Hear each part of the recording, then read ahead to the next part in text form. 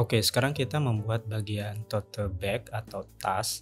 Di sini caranya Shift A, lalu klik Mesh, lalu klik Q, lalu kita atur posisinya sesuai dengan referensi kita kira-kira. Lalu kita masuk ke wireframe mode, lalu kita ke edit mode, lalu klik mode vertex. Sini fungsi masuk ke wireframe mode itu biar kita lihat dari depan, kita menyeleksi bagian atasnya dan bagian belakangnya itu juga ikut terseleksi. Jadi kita nggak kerja dua kali gitu. Dan masih di edit mode, lalu kita tambah edges di bagian tengahnya. Kita klik R, lalu klik kiri, dia bakal ke tengah otomatis.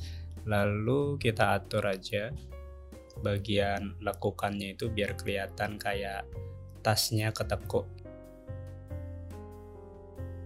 Oke, setelah mendapatkan bentuk yang kita inginkan, kita masih di edit mode, lalu kita klik mode face, lalu kita klik bagian atasnya, lalu kita tekan E, lalu S. Jadi ada jarak antara lubang yang akan kita buat dengan ketebalan tote bag-nya. Lalu kita E lagi, lalu kita geser ke bawah.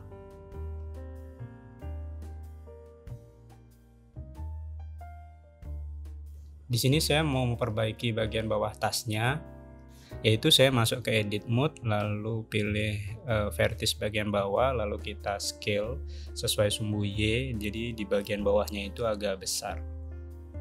Di sini saya mengatur kedalaman dari tasnya, yaitu klik face-nya, lalu digeser aja ke sumbu Z. Oke, selanjutnya kita akan membuat bagian talinya, yaitu dengan curve, yaitu caranya sama Shift A, tapi kita pilih curve, lalu kita pilih Bezier. Di situ dia akan berupa garis.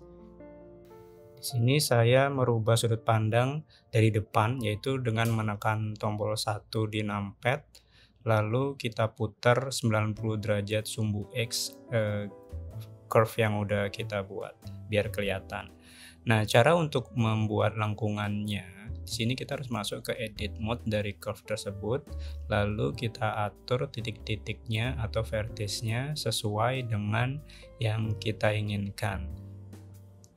Oke, di sini curve-nya kita bisa putar, kita bisa geser, dan kita geser sampai kita mendapatkan bentuk yang kita inginkan. Di sini saya melakukan rotasi sumbu Z atau bisa menekan RZ. Jadi saya membentuknya satu persatu ya vertexnya di edit mode. Lalu kita atur aja posisinya sesuai yang kita inginkan. Kita scale sumbu X. Nah, setelah kita mendapatkan posisi yang kita inginkan, kita ke bagian kanan atau ke propertiesnya. Di sini kita menambahkan depth. Di situ kita bisa atur angkanya biar kelihatan kayak memiliki kedalaman. Jadi kayak tali beneran kayak gitu. Nah, di sini bentuknya yang saya lakukan itu agak ke stretch. Jadi itu gara-gara kita tadi men-scale-nya sesuai sumbu Z. Nah, di sini saya kembalikan lagi ke mode awal, yaitu tekan ALTS. Jadi mereset semua ukurannya.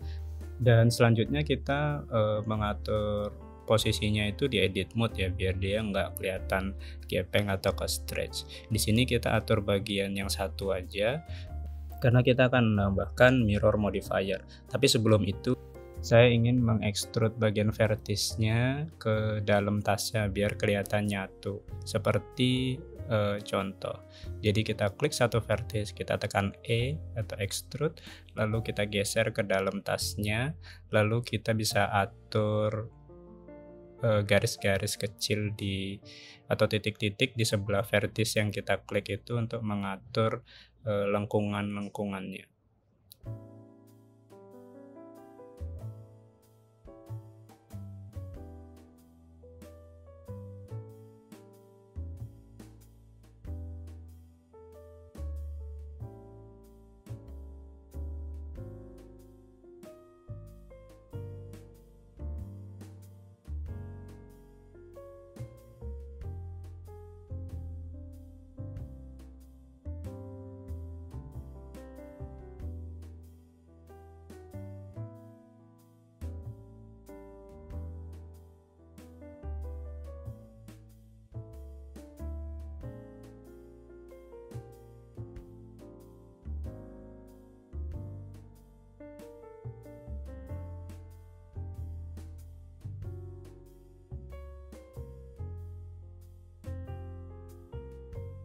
Oke, setelah kita mendapatkan bentuk yang kita inginkan, kita masuk ke object mode, lalu kita klik kanan, lalu kita convert to mesh. Lalu kita masuk ke edit mode lagi, dan kita pilih wireframe, mode wireframe. Kita seleksi setengah bagian dari talinya, lalu kita ketekan X, lalu kita face. Itu artinya delete face. Selanjutnya kita akan menambahkan mirror modifier. Lalu di sini posisinya agak aneh ya. Lalu kita klik dulu objek yang kita akan jadi patokan mirrornya, yaitu tote bag-nya. Lalu kita masuk ke edit mode, lalu kita geser sesuai sumbu X. Nah, di sini dia akan bentuknya sesuai dengan yang kita inginkan. Namun di sini saya ada masalah, yaitu di bagian tengahnya itu face-nya itu agak keluar gitu. Itu disebabkan karena kita tadi delete-nya kurang rapi ya. Jadi masih ada face yang mengganjel di bagian dalam. Nah, itu kita select aja di edit mode, masuk ke wireframe, lalu kita seleksi face-nya, lalu kita delete, tekan X.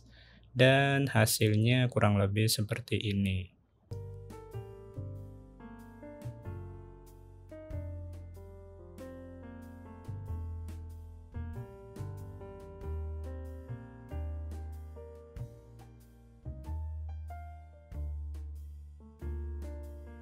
Nah, selanjutnya kita akan menduplikat ke bagian sisi satunya, atau talinya kita duplikat ke bagian sisi satunya dengan cara kita menambahkan mirror modifier sekali lagi, cuman dengan beda axis atau beda sumbu.